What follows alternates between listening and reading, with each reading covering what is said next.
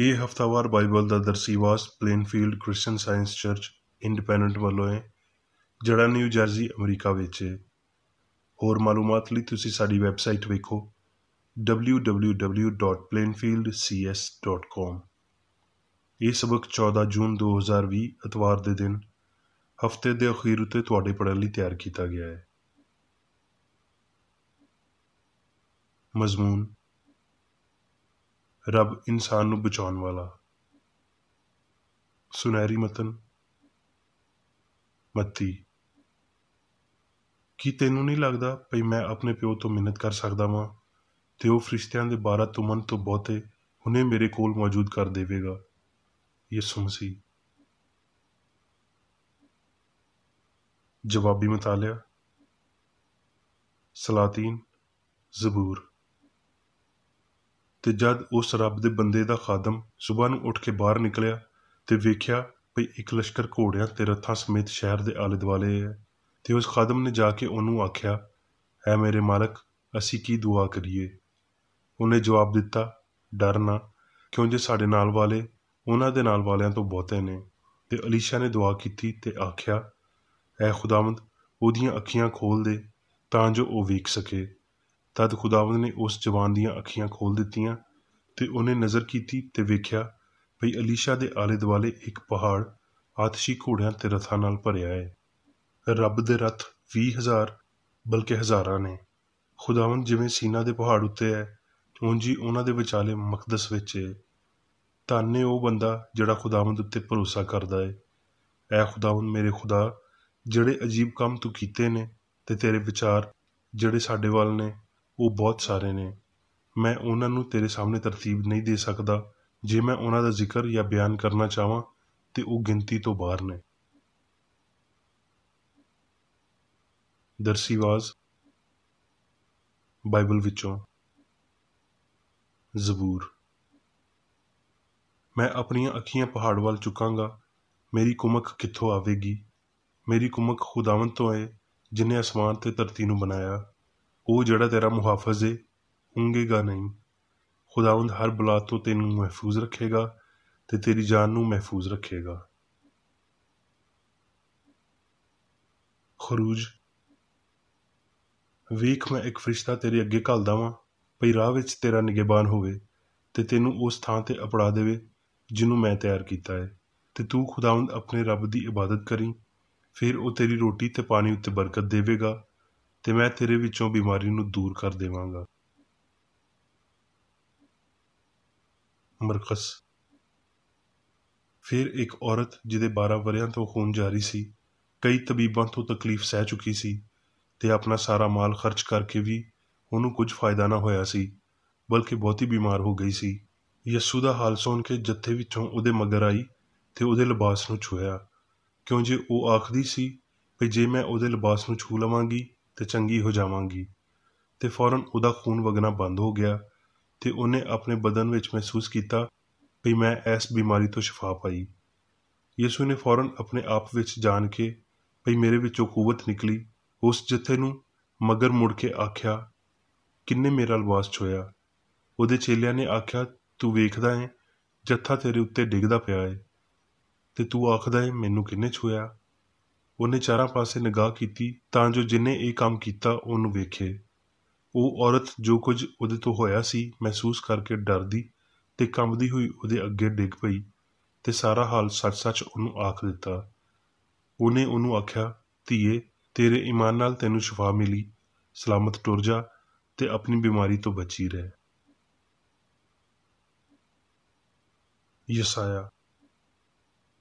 ਮੈਂ ਖੁਦਾਵੰਦ ਦੀ ਸ਼ਫਕਤ ਦਾ ਜ਼ਿਕਰ ਕਰਾਂਗਾ, ਖੁਦਾਵੰਦ ਦੀ ਸਤਾਇਸ਼ ਦਾ ਉਸ ਸਭ ਦੇ ਮੁਤਾਬਕ ਜਿਹੜਾ ਖੁਦਾਵੰਦ ਨੇ ਸਾਨੂੰ ਅਨਾਇਤ ਕੀਤਾ, ਤੇ ਵੱਡੀ ਮਿਹਰਬਾਨੀ ਦਾ ਜਿਹੜੀ ਉਹਨੇ ਇਸਰਾਈਲ ਦੇ ਘਰਾਣੇ ਉੱਤੇ ਆਪਣੀ ਖਾਸ ਰਹਿਮਤ ਤੇ ਫਰਾਵਾਨ ਸ਼ਫਕਤ ਦੇ ਮੁਤਾਬਕ ਜ਼ਾਹਰ ਕੀਤਾ ਹੈ।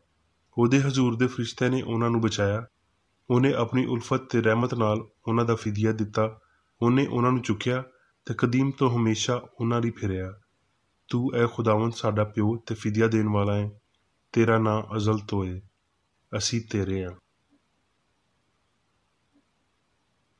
ਮਿਸਾਲ। ਐ ਮੇਰੇ ਪੁੱਤਰ, ਮੇਰੀ ਤਾਲੀਮ ਨੂੰ ਫਰਾਮੋਸ਼ ਨਾ ਕਰ, ਬਲਕਿ ਤੇਰਾ ਦਿਲ ਮੇਰੇ ਹੁਕਮਾਂ ਨੂੰ ਮੰਨੇ, ਕਿਉਂ ਜੇ ਤੂੰ ਇਹਨਾਂ ਤੋਂ ਉਮਰ ਦੀ ਦਰਾਜ਼ੀ ਤੇ ਪੈਰਵੀ ਤੇ ਸਲਾਮਤੀ ਹਾਸਲ ਕਰੇਂਗਾ। ਸ਼ਫਕਤ ਤੇ ਸੱਚਾਈ ਤੇ ਤੋਂ ਵੱਖ ਨਾ ਹੋਵੇ। ਤੂੰ ਉਹਨਾਂ ਨੂੰ ਆਪਣੇ ਗਲੇ ਦਾ ਤੌਕ ਬਣਾਵੀਂ ਤੇ ਆਪਣੇ ਦਿਲ ਦੀ ਤਖਤੀ ਉੱਤੇ ਲਿਖ ਲਵੀਂ। ਸਾਰੇ ਦਿਲ ਨਾਲ ਖੁਦਾਵੰਦ ਉੱਤੇ ਭਰੋਸਾ ਕਰ ਤੇ ਆਪਣੇ ਫਹਿਮ ਉੱਤੇ ਤਕੀਆ ਨਾ ਕਰ। ਆਪਣੀਆਂ ਸਾਰੀਆਂ ਰਾਹਾਂ ਵਿੱਚ ਉਹਨੂੰ ਪਛਾਣ ਤੇ ਉਹ ਤੇਰੀ ਰਹਿਨੁਮਾਈ ਕਰੇਗਾ। ਯਰਮੀਆ, ਕਿਉਂ ਜੇ ਮੈਂ ਤੁਹਾਡੇ ਹੱਕ ਵਿੱਚ ਆਪਣੇ ਖਿਆਲਾਂ ਨੂੰ ਜਾਣਦਾ ਵਾਂ, ਖੁਦਾਵੰਦ ਆਖਦਾ ਏ, ਯਾਨੀ ਸਲਾਮਤੀ ਦੇ ਖਿਆਲ, ਬੁਰਿਆਈ ਦੇ ਨਹੀਂ, ਤਾਂ ਜੋ ਮੈਂ ਤੁਹਾਨੂੰ ਨੇਕ ਅੰਜਾਮ ਦੀ ਆਸ ਬਖਸ਼ਾਂ। ਫਿਰ ਤੁਸੀਂ ਮੇਰਾ ਨਾਮ ਲਵੋਗੇ ਤੇ ਮੈਥੋਂ ਦੁਆ ਕਰੋਗੇ ਤੇ ਮੈਂ ਤੁਹਾਡੀ ਸੁਣਾਂਗਾ, ਤੇ ਤੁਸੀਂ ਮੈਨੂੰ ਲੱਭੋਗੇ ਤੇ ਪਾਓਗੇ ਜਦੋਂ ਪੂਰੇ ਦਿਲ ਨਾਲ ਮੇਰੇ ਤਾਲਬ ਹੋਵੋਗੇ, ਤੇ ਮੈਂ ਮਿਲ ਜਾਵਾਂਗਾ। ਖੁਦਾਵੰਦ ਆਖਦਾ ਏ, ਤੇ ਮੈਂ ਤੁਹਾਡੀ ਕੈਦ ਨੂੰ ਮੌਕੂਫ ਕਰਾਵਾਂਗਾ। ਅਮਾਲ, ਕਰੀਬਨ ਉਸੇ ਵੇਲੇ ਹੈਰੋਦੀਸ ਬਾਦਸ਼ਾਹ ਨੇ ਸਤਾਉਣ ਲਈ ਕਲੀਸਿਆ ਵਿੱਚ ਕੁਝ ਬੰਦਿਆਂ ਉੱਤੇ ਹੱਥ ਪਾਇਆ ਤੇ ਉਹਨੇ ਪਤਰਸ ਨੂੰ ਵੀ ਗ੍ਰਿਫਤਾਰ ਕਰ ਲਿਆ ਤੇ ਉਹਨੂੰ ਫੜ ਕੇ ਗ੍ਰਿਫਤਾਰ ਕੀਤਾ ਤੇ ਨਿਗਹਿਬਾਨੀ ਲਈ 4-4 ਸਿਪਾਹੀਆਂ ਦੇ 4 ਪਹਿਰਿਆਂ ਵਿੱਚ ਰੱਖਿਆ, ਇਸ ਇਰਾਦੇ ਨਾਲ ਭਈ ਫਸਹ ਤੋਂ ਬਾਅਦ ਉਹਨੂੰ ਲੋਕਾਂ ਦੇ ਸਾਹਮਣੇ ਪੇਸ਼ ਕਰੇ। ਇਸ ਲਈ ਕੈਦਖਾਨੇ ਵਿੱਚ ਤੇ ਪਤਰਸ ਦੀ ਨਿਗਹਿਬਾਨੀ ਹੋ ਰਹੀ ਸੀ, ਪਰ ਕਲੀਸਿਆ ਉਹਦੇ ਲਈ ਬਦਨ ਤੇ ਜਾਨ ਨਾਲ ਦੁਆ ਕਰ ਰਹੀ ਸੀ। ਤੇ ਜਦੋਂ ਹੈਰੋਦੀਸ ਉਹਨੂੰ ਪੇਸ਼ ਕਰਨ ਨੂੰ ਸੀ ਤੇ ਉਸੇ ਰਾਤ ਪਤਰਸ 2 ਜ਼ੰਜੀਰਾਂ ਨਾਲ ਬੰਨਿਆ ਹੋਇਆ 2 ਸਿਪਾਹੀਆਂ ਦੇ ਵਿਚਕਾਰ ਸੋ ਰਿਹਾ ਸੀ ਤੇ ਪਹਿਰੇ ਵਾਲੇ ਦਰਵਾਜ਼ੇ ਉੱਤੇ ਕੈਦਖਾਨੇ ਦੀ ਨਿਗਹਿਬਾਨੀ ਕਰ ਰਹੇ ਸੀ। ਭਈ ਵੇਖੋ, ਖੁਦਾਵੰਦ ਦਾ ਇੱਕ ਫਰਿਸ਼ਤਾ ਆਣ ਖਲੋਤਾ ਤੇ ਉਸ ਕੋਠੜੀ ਵਿੱਚ ਨੂਰ ਚਮਕ ਗਿਆ ਤੇ ਉਹਨੇ ਪਤਰਸ ਦੀ ਪਸਲੀ ਉੱਤੇ ਹੱਥ ਮਾਰ ਕੇ ਜਗਾਇਆ ਤੇ ਆਖਿਆ, ਭਈ ਜਲਦੀ ਉੱਠ, ਤੇ ਜ਼ੰਜੀਰਾਂ ਉਹਦੇ ਹੱਥਾਂ ਵਿੱਚੋਂ ਖੁੱਲ ਗਈਆਂ। ਫਿਰ ਫਰਿਸ਼ਤੇ ਨੇ ਉਹਨੂੰ ਆਖਿਆ, ਭਈ ਕਮਰ ਬੰਨ੍ਹ ਤੇ ਆਪਣੀ ਜੁੱਤੀ ਪਾ ਲੈ। ਉਹਨੇ ਆਖਿਆ, ਆਪਣਾ ਚੋਗਾ ਪਾ ਕੇ ਮੇਰੇ ਮਗਰ ਆ ਜਾ। ਉਹ ਨਿਕਲ ਕੇ ਉਹਦੇ ਮਗਰ ਟੁਰ ਪਿਆ ਤੇ ਇਹ ਨਾ ਜਾਣਿਆ ਵੀ ਜੋ ਕੁਝ ਫਰਿਸ਼ਤੇ ਵੱਲੋਂ ਹੋ ਰਿਹਾ ਏ ਉਹ ਵਾਕਿਆ ਹੀ ਏ, ਬਲਕਿ ਇਹ ਸਮਝਿਆ ਵੀ ਰੋਇਆ ਵੇਖ ਰਿਹਾ ਵਾਂ। ਇਸ ਲਈ ਉਹ ਪਹਿਲੇ ਤੇ ਦੂਜੇ ਹਲਕੇ ਵਿੱਚੋਂ ਨਿਕਲ ਕੇ ਉਸ ਲੋਹੇ ਦੇ ਫਾਟਕ ਉੱਤੇ ਅਪੜੇ ਜਿਹੜਾ ਸ਼ਹਿਰ ਵੱਲ ਏ। ਉਹ ਆਪ ਹੀ ਉਹਨਾਂ ਲਈ ਖੁੱਲ੍ਹ ਗਿਆ। ਇਸ ਲਈ ਉਹ ਨਿਕਲ ਕੇ ਕੂਚੇ ਦੇ ਉਸ ਸਿਰੇ ਤਿੱਕਰ ਨਿਕਲ ਗਏ ਤੇ ਉਸੇ ਵੇਲੇ ਫਰਿਸ਼ਤਾ ਉਹਦੇ ਕੋਲੋਂ ਟੁਰ ਗਿਆ। ਤੇ ਪਤਰਸ ਨੇ ਹੋਸ਼ ਵਿੱਚ ਆ ਕੇ ਆਖਿਆ, ਵੀ ਹੁਣ ਮੈਂ ਸੱਚ ਜਾਣ ਲਿਆ ਵੀ ਖੁਦਾਵੰਦ ਨੇ ਆਪਣਾ ਫਰਿਸ਼ਤਾ ਘੱਲ ਕੇ ਮੈਨੂੰ ਹੈਰੋਦੀਸ ਦੇ ਹੱਥੋਂ ਛੁਡਾ ਲਿਆ ਤੇ ਯਹੂਦੀ ਕੌਮ ਦੀ ਸਾਰੀ ਆਸ ਤੋੜ ਦਿੱਤੀ। ਜ਼ਬੂਰ, ਤੂੰ ਐ ਖੁਦਾਵੰਦ ਮੇਰੀ ਪਨਾਹ ਏ, ਤੂੰ ਹੱਕ ਤਾਲਾ ਨੂੰ ਆਪਣਾ ਮਸਕਨ ਬਣਾ ਲਿਆ ਏ। ਤੇਰੇ ਉੱਤੇ ਕੋਈ ਆਫਤ ਨਾ ਆਵੇਗੀ ਤੇ ਕੋਈ ਵਬਾ ਤੇਰੇ ਖੈਮੇ ਦੇ ਨੇੜੇ ਨਾ ਪੜੇਗੀ, ਕਿਉਂ ਜੇ ਉਹ ਤੇਰੇ ਬਾਰੇ ਆਪਣੇ ਫਰਿਸ਼ਤਿਆਂ ਨੂੰ ਹੁਕਮ ਦੇਵੇਗਾ ਵੀ ਤੇਰੀਆਂ ਸਾਰੀਆਂ ਰਾਹਾਂ ਵਿੱਚ ਹਿਫਾਜ਼ਤ ਕਰਨ। ਉਹ ਤੈਨੂੰ ਆਪਣੇ ਹੱਥਾਂ ਉੱਤੇ ਚੁੱਕ ਲੈਣਗੇ ਤਾਂ ਜੋ ਇੰਜ ਨਾ ਹੋਵੇ ਵੀ ਤੇਰੇ ਪੈਰਾਂ ਨੂੰ ਪੱਥਰ ਨਾਲ ਸੱਟ ਲੱਗੇ। ਤੂੰ ਸ਼ੇਰ ਬੱਬਰ ਤੇ ਅਫੀ ਨੂੰ ਫੇਵੇਂਗਾ, ਤੂੰ ਜਵਾਨ ਸ਼ੇਰ ਤੇ ਅਜਦਹੇ ਨੂੰ ਪਾਮਾਲ ਕਰੇਂਗਾ, ਕਿਉਂ ਜੇ ਉਹਨੇ ਮੇਰੇ ਨਾਲ ਦਿਲ ਲਾਇਆ ਏ। ਇਸ ਲਈ ਮੈਂ ਉਹਨੂੰ ਛੁਡਾਵਾਂਗਾ, ਮੈਂ ਉਹਨੂੰ ਸਰਫਰਾਜ਼ ਕਰਾਂਗਾ, ਕਿਉਂ ਜੇ ਉਹਨੇ ਮੇਰਾ ਨਾਂ ਪਛਾਣਿਆ ਏ। ਉਹ ਮੈਨੂੰ ਪੁਕਾਰੇਗਾ ਤੇ ਮੈਂ ਉਹਨੂੰ ਜਵਾਬ ਦੇਵਾਂਗਾ। ਮੈਂ ਮੁਸੀਬਤ ਵਿੱਚ ਉਹਦੇ ਨਾਲ ਰਵਾਂਗਾ, ਮੈਂ ਉਹਨੂੰ ਛੁਡਾਵਾਂਗਾ ਤੇ ਇੱਜ਼ਤ ਬਖਸ਼ਾਂਗਾ। ਮੈਂ ਉਹਨੂੰ ਉਮਰ ਦੀ ਦਰਾਜ਼ੀ ਨਾਲ ਅਸੂਦਾ ਕਰਾਂਗਾ ਤੇ ਆਪਣੀ ਮੁਕਤੀ ਉਹਨੂੰ ਵਿਖਾਵਾਂਗਾ। ਹੁਣ ਮੈਂ ਮੇਰੀ ਬੇਕਰੇਡੀ ਦੀ ਲਿਖੀ ਹੋਈ ਕ੍ਰਿਸਚਨ ਸਾਇੰਸ ਦੀ ਦਰਸੀ ਕਿਤਾਬ ਸਾਇੰਸ ਤੇ ਸਿਹਤ ਆਇਤਾਂ ਦੀ ਕੁੰਜੀ ਦੇ ਨਾਲ ਵਿੱਚੋਂ ਲਈਆਂ ਹੋਈਆਂ ਲਿਖਾਈਆਂ ਪੜ੍ਹਾਂਗਾ। ਸਾਇੰਸ ਤੇ ਸਿਹਤ। ਰੱਬ ਵੱਡਾ ਮੈਂ ਆ, ਸਭ ਕੁਝ ਜਾਣਨ ਵਾਲਾ, ਸਭ ਕੁਝ ਵੇਖਣ ਵਾਲਾ, ਸਾਰੇ ਕੰਮ ਕਰਨ ਵਾਲਾ, ਸਾਰੀ ਅਕਲ, ਸਾਰਾ ਪਿਆਰ ਤੇ ਅਬਦੀ, ਅਸੂਲ, ਜਾਨ, ਰੂਹ, ਹਯਾਤੀ, ਸੱਚਾਈ, ਪਿਆਰ, ਸਾਰਾ ਮਵਾਦ, ਜ਼ਹਾਨਤ। ਇਹ ਸਮਝ ਪਈ ਹਯਾਤੀ ਰੱਬ ਰੂਹ ਏ।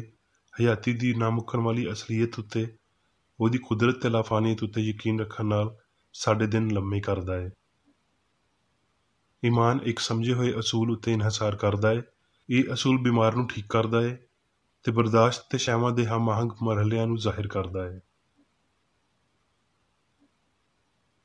ਈਮਾਨ ਰੂਹਾਨੀ ਸਮਝ ਵੱਲ ਗਾਮਜ਼ਨ ਉਹ ਸਬੂਤ ਏ ਜਿਹੜਾ ਰੂਹ ਤੋਂ ਹਾਸਲ ਕੀਤਾ ਗਿਆ ਹੋਵੇ, ਜਿਹੜਾ ਹਰ ਕਿਸਮ ਦੇ ਪਾਪ ਦੀ ਮਜ਼ੰਮਤ ਕਰਦਾ ਤੇ ਰੱਬ ਦੇ ਦਾਅਵਿਆਂ ਨੂੰ ਕਿਆਮ ਬਖਸ਼ਦਾ ਏ। ਰੂਹ ਨੂੰ ਕੂਵਤ, ਹਜ਼ੂਰੀ ਤੇ ਕੁਦਰਤ ਦੀ ਤੇ ਮੁਕੱਦਸ ਖਿਆਲ ਮੁਹੱਬਤ ਦੇ ਪਰਾਂ ਦੀਆਂ ਵੀ ਅਲਾਮਤਾਂ ਦਿੱਤੀਆਂ ਜਾਂਦੀਆਂ ਨੇ। ਉਹਦੀ ਹਜ਼ੂਰੀ ਦੇ ਇਹ ਫਰਿਸ਼ਤੇ, ਜਿਨ੍ਹਾਂ ਦੇ ਕੋਲ ਪਾਕਤਰੀਨ ਫਰਮਾਨ ਏ, ਸਿਆਣ ਦੇ ਰੂਹਾਨੀ ਮਾਹੌਲ ਨਾਲ ਜੁੜੇ ਹੁੰਦੇ ਨੇ ਤੇ ਲਗਾਤਾਰ ਆਪਣੀ ਖੂਬੀਆਂ ਨੂੰ ਦੁਬਾਰਾ ਪੈਦਾ ਕਰਦੇ ਨੇ। ਅਸੀਂ ਉਹਨਾਂ ਦੀ ਇਨਫਰਾਦੀ ਸ਼ਕਲਾਂ ਨੂੰ ਨਹੀਂ ਜਾਣਦੇ, ਪਰ ਅਸੀਂ ਇਹ ਜਾਣਦੇ ਹਾਂ ਵੀ ਉਹਨਾਂ ਦੀ ਫਿਤਰਤ ਰੱਬ ਦੀ ਫਿਤਰਤ ਤੇ ਰੂਹਾਨੀ ਬਰਕਤਾਂ ਦੇ ਨਾਲ ਮੁਤਾਬਕਤ ਰੱਖਦੀ ਏ। ਇੰਜ ਅਲਾਮਤੀ ਹੁੰਦਿਆਂ ਹੋਏ ਖਾਰਜੀ ਨੇ, ਫਿਰ ਵੀ ਨਫਸੀ ਨੇ, ਈਮਾਨ ਤੇ ਰੂਹਾਨੀ ਫਹਿਮ ਨੂੰ ਬਿਆਨ ਕਰਦੇ ਨੇ। ਫਰਿਸ਼ਤੇ ਰੱਬ ਦੇ ਖਿਆਲ ਇਨਸਾਨ ਤਿਕਰ ਅਪਣਾਉਣ ਵਾਲੇ, ਰੂਹਾਨੀ ਇਲਹਾਮ, ਪਾਕ ਤੇ ਕਾਮਲ, ਚੰਗਿਆਈ, ਪਾਕੀਜ਼ਗੀ ਤੇ ਲਾਫਾਨੀਅਤ ਦਾ ਅਸਰ, ਸਾਰੀ ਬੁਰਿਆਈ, ਹਵਸਪ੍ਰਸਤੀ ਤੇ ਫਾਨੀਅਤ ਦੀ ਮਜ਼ੰਮਤ ਕਰਨ ਵਾਲੇ। ਮੇਰੇ ਫਰਿਸ਼ਤੇ ਉੱਚੇ ਖਿਆਲਾਂ ਵਾਲੇ ਨੇ, ਜਿਹੜੇ ਕਿਸੇ ਕਬਰ ਦੇ ਬੂਹੇ ਉੱਤੇ ਜ਼ਾਹਿਰ ਹੁੰਦੇ ਨੇ, ਜਿਨ੍ਹਾਂ ਵਿੱਚ ਇਨਸਾਨੀ ਅਕੀਦੇ ਨੇ ਆਪਣੀ ਅਹਿਮਕਾਨਾ ਧਰਤੀ ਦੀਆਂ ਆਸਾਂ ਦਫਨ ਕਰ ਰੱਖੀਆਂ ਨੇ। ਚਿੱਟੀਆਂ ਉਂਗਲੀਆਂ ਨਾਲ ਉਹ ਉਤਲੇ ਪਾਸੇ ਇੱਕ ਨਵੇਂ ਤੇ ਜਲਾਲੀ ਭਰੋਸੇ, ਹਯਾਤੀ ਦੇ ਉੱਚੇ ਨਮੂਨਿਆਂ ਤੇ ਇਹਦੀਆਂ ਖੁਸ਼ੀਆਂ ਵੱਲ ਇਸ਼ਾਰਾ ਕਰਦੇ ਨੇ। ਫਰਿਸ਼ਤੇ ਰੱਬ ਦੇ ਨੁਮਾਇੰਦਾਕਾਰ ਨੇ। ਉਤਲੇ ਪਾਸੇ ਵਧਣ ਵਾਲੀਆਂ ਇਹ ਹਸਤੀਆਂ ਕਦੀ ਖੁਦੀ, ਪਾਪ ਜਾਂ ਮਾਦੀਅਤ ਵੱਲ ਰਹਿਨੁਮਾਈ ਨਹੀਂ ਕਰਦੀਆਂ, ਬਲਕਿ ਸਾਰੀ ਚੰਗਿਆਈ ਦੇ ਇਲਾਹੀ ਅਸੂਲ ਵੱਲ ਹਦਾਇਤ ਦਿੰਦੀਆਂ ਨੇ, ਜਿੱਥੇ ਹਰ ਅਸਲੀ ਇਨਫਰਾਦੀਅਤ, ਸ਼ਬੀਹ ਤੇ ਰੱਬ ਦੀ ਸੂਰਤ ਇਕੱਠੇ ਹੁੰਦੇ ਨੇ। ਇਹਨਾਂ ਰੂਹਾਨੀ ਹਦਾਇਤਾਂ ਉੱਤੇ ਸੰਜੀਦਗੀ ਨਾਲ ਧਿਆਨ ਦਿੰਦਿਆਂ ਹੋਏ ਉਹ ਸਾਡੇ ਨਾਲ ਠਹਿਰਦੇ ਨੇ ਤੇ ਅਸੀਂ ਬੇਖਬਰ ਫਰਿਸ਼ਤਿਆਂ ਦੀ ਖਾਤਰਦਾਰੀ ਕਰਦੇ ਹਾਂ।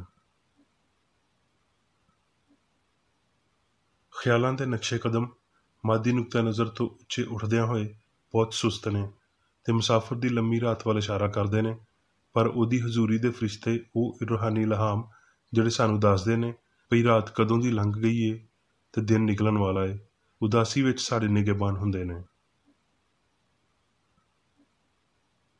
ਅਸੀਂ ਇੱਕ ਆਲਾ ਹਾਕਮ ਤੋਂ ਬਹੁਤਾ ਜਾਂ ਰੱਬ ਤੋਂ ਘੱਟ ਤਾਕਤ ਵਾਲੇ ਹਾਕਮ ਉੱਤੇ ਯਕੀਨ ਰੱਖਣ ਦਾ ਸ਼ਿਕਾਰ ਬਣ ਜਾਂਦੇ ਹਾਂ। ਗਲਤੀ ਦੀਆਂ ਸਾਰੀਆਂ ਸ਼ਕਲਾਂ ਗਲਤ ਨਤੀਜਿਆਂ ਦੀ ਹਮਾਇਤ ਕਰਦੀਆਂ ਨੇ। ਭਈ ਇੱਥੇ ਇੱਕ ਹਯਾਤੀ ਤੋਂ ਬਹੁਤੀਆਂ ਹਯਾਤੀਆਂ ਮੌਜੂਦ ਨੇ। ਭਈ ਮਾਦੀ ਤਾਰੀਖ ਓਨੀ ਹੀ ਅਸਲੀ ਤੇ ਜਿਉਂਦੀ ਏ ਜਿੰਨੀ ਰੂਹਾਨੀ ਤਾਰੀਖ ਏ। ਭਈ ਫਾਨੀ ਗਲਤੀ ਆਖਰਕਾਰ ਓਨੀ ਹੀ ਜ਼ੇਨੀ ਏ ਜਿੰਨੀ ਲਾਫਾਨੀ ਸਚਾਈ ਏ। ਤੇ ਇਹ ਭਈ ਇੱਥੇ ਦੋ ਵੱਖਰੀਆਂ ਹਸਤੀਆਂ ਤੇ ਬੰਦੇ, ਦੋ ਤਾਕਤਾਂ ਯਾਨੀ ਰੂਹ ਤੇ ਮਾਦਾ ਨੇ, ਜਿਨ੍ਹਾਂ ਦਾ ਨਤੀਜਾ ਤੀਜਾ ਬੰਦਾ ਫਾਨੀ ਇਨਸਾਨ ਹੁੰਦਾ ਏ, ਜਿਹੜਾ ਪਾਪ, ਬਿਮਾਰੀ ਤੇ ਮੌਤ ਦੇ ਭਰਮਾਂ ਨੂੰ ਲੈ ਜਾਂਦਾ ਏ। ਇਸ ਤਰ੍ਹਾਂ ਦੇ ਨਜ਼ਰੀਏ ਜ਼ਾਹਰੀ ਤੌਰ ਤੇ ਗਲਤ ਹੁੰਦੇ ਨੇ। ਉਹ ਸਾਇੰਸ ਦੇ ਇਮਤਿਹਾਨ ਦਾ ਸਾਹਮਣਾ ਕਦੀ ਨਹੀਂ ਕਰ ਸਕਦੇ। ਸਾਇੰਸ ਵਿੱਚ ਰੱਬ ਦੇ ਖਿਲਾਫ ਤੁਸੀਂ ਕੋਈ ਤਾਕਤ ਨਹੀਂ ਰੱਖ ਸਕਦੇ ਤੇ ਜਿਸਮਾਨੀ ਅਹਿਸਾਸਾਂ ਨੂੰ ਉਹਨਾਂ ਦੀ ਝੂਠੀ ਗਵਾਹੀ ਤੋਂ ਪਿੱਛਾ ਹਟਣਾ ਪੈਂਦਾ ਹੈ। ਚੰਗਿਆਈ ਲਈ ਤੁਹਾਡੀ ਪਹੁੰਚ ਦਾ ਇਨਸਾਰ ਇਸ ਵਜ਼ਨ ਉੱਤੇ ਹੈ ਜਿਹੜਾ ਤੁਸੀਂ ਠੀਕ ਸਕੇਲ ਉੱਤੇ ਪਾਉਂਦੇ ਹੋ। ਜਿਹੜੀ ਨੇਕੀ ਤੁਸੀਂ ਕਰਦੇ ਹੋ ਤੇ ਜ਼ਾਹਰੀ ਜਿਸਮ ਤੁਹਾਨੂੰ ਬਸ ਹਾਸਲ ਹੋਣ ਦੇ ਕਾਬਲ ਤਾਕਤ ਦਿੰਦਾ ਹੈ। ਬੁਰਿਆਈ ਕੋਈ ਤਾਕਤ ਨਹੀਂ ਹੈ, ਇਹ ਤਾਕਤ ਦਾ ਮਜ਼ਾਕ ਹੈ ਜਿਹੜਾ ਛੇਤੀ ਨਾਲ ਹੀ ਆਪਣੀ ਕਮਜ਼ੋਰੀ ਨੂੰ ਧੋਖਾ ਦਿੰਦਾ ਹੈ ਤੇ ਫਿਰ ਕਦੀ ਨਾ ਉੱਠਣ ਲਈ ਹੇਠਾਂ ਡਿੱਗ ਜਾਂਦਾ ਹੈ। ਇਲਾਹੀ ਸਿਆਣ ਜਾਇਜ਼ ਤੌਰ ਤੇ ਇਨਸਾਨ ਦੀ ਪੂਰੀ ਫਰਮਾਬਰਦਾਰੀ, ਪਿਆਰ ਤੇ ਤਾਕਤ ਦੀ ਮੰਗ ਕਰਦੀ ਏ। ਇਹਦੇ ਤੋਂ ਘੱਟ ਵਫਾਦਾਰੀ ਲਈ ਕੋਈ ਤਹਫ਼ੁਜ਼ ਨਹੀਂ ਰੱਖੇ ਜਾਂਦੇ। ਸੱਚਾਈ ਦੀ ਤਾਬੇਦਾਰੀ ਇਨਸਾਨ ਨੂੰ ਤਾਕਤ ਤੇ ਕੁਵਤ ਅਤਾ ਕਰਦੀ ਏ। ਗਲਤੀ ਨੂੰ ਹਵਾਲਗੀ ਤਾਕਤ ਦਾ ਘਾਟਾ ਪੈਣ ਨੂੰ ਵਧਾ ਦਿੰਦੀ ਏ। ਜਦੋਂ ਬਿਮਾਰੀ ਜਾਂ ਪਾਪ ਦਾ ਵਹਿਮ ਤੁਹਾਨੂੰ ਅਜ਼ਮਾਉਂਦਾ ਏ ਤੇ ਰੱਬ ਤੇ ਉਹਦੇ ਖਿਆਲ ਦੇ ਨਾਲ ਮਜ਼ਬੂਤੀ ਨਾਲ ਜੁੜੇ ਰਹੋ। ਉਹਦੇ ਮਜ਼ਾਜ ਤੋਂ ਇਲਾਵਾ ਕਿਸੇ ਸ਼ੈ ਨੂੰ ਤੁਹਾਡੇ ਖਿਆਲ ਵਿੱਚ ਕਾਇਮ ਹੋਣ ਦੀ ਇਜਾਜ਼ਤ ਨਾ ਦਿਓ। ਕਿਸੇ ਡਰ ਜਾਂ ਸ਼ੱਕ ਨੂੰ ਤੁਹਾਡੇ ਇਸ ਵਾਜ਼ਿਆ ਤੇ ਮੁਤਮਿਨ ਭਰੋਸੇ ਉੱਤੇ ਹਾਵੀ ਨਾ ਹੋਣ ਦਿਓ ਕਿ ਹਯਾਤੀ ਦੀ ਪਛਾਣ ਵਾਲੀ ਹਮਾਹੰਗੀ ਜਿਵੇਂ ਪਈ ਹਯਾਤੀ ਅਜ਼ਲ ਤੋਂ ਹੈ, ਇਸ ਸ਼ੈ ਦੇ ਕਿਸੇ ਵੀ ਦਰਦਨਾਕ ਅਹਿਸਾਸ ਜਾਂ ਯਕੀਨ ਨੂੰ ਤਬਾਹ ਕਰ ਸਕਦੀ ਏ ਜਿਹੜੀ ਹਯਾਤੀ ਵਿੱਚ ਹੈ ਹੀ ਨਹੀਂ ਹੈ।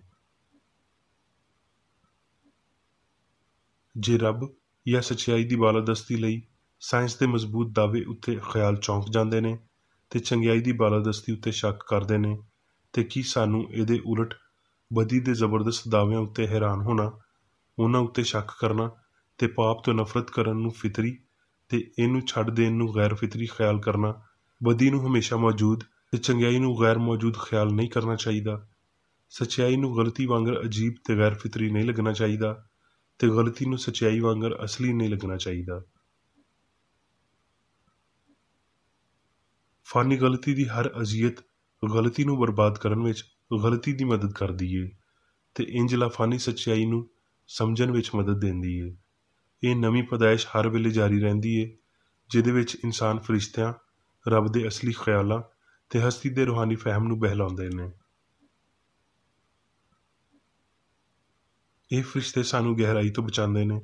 ਸੱਚਾਈ ਤੇ ਮੁਹੱਬਤ ਅਫਸੋਸ ਦੇ ਮੌਕੇ ਉੱਤੇ ਨੇੜੇ ਆ ਜਾਂਦੇ ਨੇ। ਜਦੋਂ ਮਜ਼ਬੂਤ ਈਮਾਨ ਤੇ ਰੂਹਾਨੀ ਤਾਕਤ ਆਪਸ ਵਿੱਚ ਕੁਸ਼ਤੀ ਕਰਦੀ ਤੇ ਰੱਬ ਦੇ ਫਹਿਮ ਦੇ ਪਾਰੋਂ ਫੈਲਦੀ ਏ। ਲਾਮੁਤਨਾਹੀ ਹਮੇਸ਼ਾ ਮੌਜੂਦ ਮੁਹੱਬਤ ਲਈ ਸਭ ਕੁਝ ਮੁਹੱਬਤ ਏ ਤੇ ਕੋਈ ਗਲਤੀ, ਪਾਪ, ਬਿਮਾਰੀ ਨਹੀਂ ਤੇ ਨਾ ਮੌਤ ਏ। ਰੱਬ ਦੀ ਕੁਦਰਤ ਕੈਦੀਆਂ ਲਈ ਆਜ਼ਾਦੀ ਲਿਆਉਂਦੀ ਏ। ਕੋਈ ਤਾਕਤ ਇਲਾਹੀ ਮੁਹੱਬਤ ਦਾ ਮੁਕਾਬਲਾ ਨਹੀਂ ਕਰ ਸਕਦੀ। ਜਦੋਂ ਇਨਸਾਨ ਪੂਰੀ ਤਰ੍ਹਾਂ ਕ੍ਰਿਸਚਨ ਸਾਇੰਸ ਨੂੰ ਜ਼ਾਹਿਰ ਕਰਦਾ ਹੈ ਤੇ ਉਹ ਕਾਮਲ ਹੋ ਜਾਵੇਗਾ। ਉਹ ਨਾ ਪਾਪ ਕਰੇਗਾ, ਦੁੱਖ ਸਵੇਗਾ, ਮਾਦੇ ਦੇ ਮਾਤਹਿਤ ਹੋਵੇਗਾ ਤੇ ਨਾ ਰੱਬ ਦੀ ਸ਼ਰੀਅਤ ਦੀ ਨਾਫਰਮਾਨੀ ਕਰੇਗਾ। ਇਸ ਲਈ ਉਹ ਅਸਮਾਨ ਦੇ ਫਰਿਸ਼ਤਿਆਂ ਵਾਂਗਰ ਹੋਵੇਗਾ। ਹੁਣ ਮੈਂ ਮੇਰੀ ਬੇਕਰਡੀ ਵੱਲੋਂ ਚਰਚ ਮੈਨੂਅਲ ਵਿੱਚ ਦਿੱਤੇ ਹੋਏ ਰੋਜ਼ਾਨਾ ਦੇ 3 ਫਰਜ਼ ਪੜ੍ਹਾਂਗਾ। ਰੋਜ਼ਾਨਾ ਦੀ ਦੁਆ। ਇਸ ਚਰਚ ਦੇ ਹਰ ਰੁਕਨ ਦਾ ਇਹ ਫਰਜ਼ ਹੈ ਕਿ ਉਹ ਹਰ ਰੋਜ਼ ਇਹ ਦੁਆ ਕਰੇ, ਤੇਰੀ ਬਾਦਸ਼ਾਹੀ ਆਵੇ, ਇਲਾਹੀ ਸੱਚਾਈ, ਹਯਾਤੀ ਤੇ ਪਿਆਰ ਦੀ ਸਲਤਨਤ ਮੇਰੇ ਅੰਦਰ ਕਾਇਮ ਹੋਵੇ ਤੇ ਸਾਰੇ ਪਾਪ ਮੈਥੋਂ ਨਿਕਲ ਜਾਣ ਤੇ ਤੇਰਾ ਕਲਾਮ ਸਾਰੇ ਇਨਸਾਨਾਂ ਦੇ ਪਿਆਰ ਨੂੰ ਵਧਾਵੇ ਤੇ ਉਹਨਾਂ ਉੱਤੇ ਹੁਕੂਮਤ ਕਰੇ। ਮਕਸਦਾਂ ਤੇ ਕੰਮਾਂ ਦਾ ਇੱਕ ਅਸੂਲ। ਨਾ ਕੋਈ ਮੁਖਾਲਫਤ ਤੇ ਨਾ ਕੋਈ ਜ਼ਾਤੀ ਤਾਲੁਕ ਮਾਦਰੀ ਚਰਚ ਦੇ ਕਿਸੇ ਰੁਕਨ ਦੇ ਮਕਸਦਾਂ ਜਾਂ ਕੰਮਾਂ ਉੱਤੇ ਅਸਰ ਕਰਨੇ ਚਾਹੀਦੇ। ਸਾਇੰਸ ਵਿੱਚ ਬਸ ਇਲਾਹੀ ਪਿਆਰ ਹੀ ਹੁਕੂਮਤ ਕਰਦਾ ਹੈ ਤੇ ਇੱਕ ਮਸੀਹੀ ਸਾਇੰਸਦਾਨ ਪਾਪ ਨੂੰ ਰੱਦ ਕਰਦਿਆਂ ਹੋਏ ਸੁੱਚੀ ਭਰਾਬੰਦੀ, ਖੈਰਾਤ ਪਸੰਦੀ ਤੇ ਮੁਆਫੀ ਨਾਲ ਪਿਆਰ ਦੀਆਂ ਮਿੱਠੀਆਂ ਸੱਚਾਈਆਂ ਦਾ ਪਰਛਾਵਾਂ ਬਣਦਾ ਹੈ। ਇਸ ਚਰਚ ਦੇ ਸਾਰੇ ਰੁਕਨਾਂ ਨੂੰ ਸਾਰੇ ਪਾਪਾਂ ਤੋਂ, ਗਲਤ ਤਰ੍ਹਾਂ ਦੀਆਂ ਪੇਸ਼ਨਗੋਈਆਂ, ਮੁਨਸਫੀਆਂ, ਮੁਜ਼ਮਤਾਂ, ਸਲਾਮਾਂ, ਗਲਤ ਅਸਰਾਂ ਨੂੰ ਲੈਣ ਤੇ ਗਲਤ ਅਸਰ ਦੇਣ ਤੋਂ ਆਜ਼ਾਦ ਰਹਿਣ ਲਈ ਹਰ ਰੋਜ਼ ਖਿਆਲ ਰੱਖਣਾ ਚਾਹੀਦਾ ਹੈ ਤੇ ਦੁਆ ਕਰਨੀ ਚਾਹੀਦੀ ਹੈ। ਫਰਜ਼ ਲਈ ਚੁਸਤੀ। ਇਸ ਚਰਚ ਦੇ ਹਰ ਰੁਕਨ ਦਾ ਇਹ ਫਰਜ਼ ਹੈ ਕਿ ਉਹ ਹਰ ਰੋਜ਼ ਜਾਰਹਾਨਾ ਜ਼ਹਿਨੀ ਸਲਾਮਾਂ ਦੇ ਖਿਲਾਫ ਆਪਣੇ ਆਪ ਨੂੰ ਤਿਆਰ ਰੱਖੇ ਤੇ ਰੱਬ, ਆਪਣੇ ਕਾਇਦ ਤੇ ਇਨਸਾਨਾਂ ਲਈ ਆਪਣੇ ਫਰਜ਼ਾਂ ਨੂੰ ਨਾ ਕਦੀ ਭੁੱਲੇ ਤੇ ਨਾ ਕਦੀ ਨਜ਼ਰਅੰਦਾਜ਼ ਕਰੇ। ਉਹਦੇ ਕੰਮਾਂ ਦੇ ਰਾਹੀਂ ਉਹਦਾ ਇਨਸਾਫ ਹੋਵੇਗਾ। ਉਹ ਬੇਕਸੂਰ ਜਾਂ ਕਸੂਰਵਾਰ ਹੋਵੇਗਾ।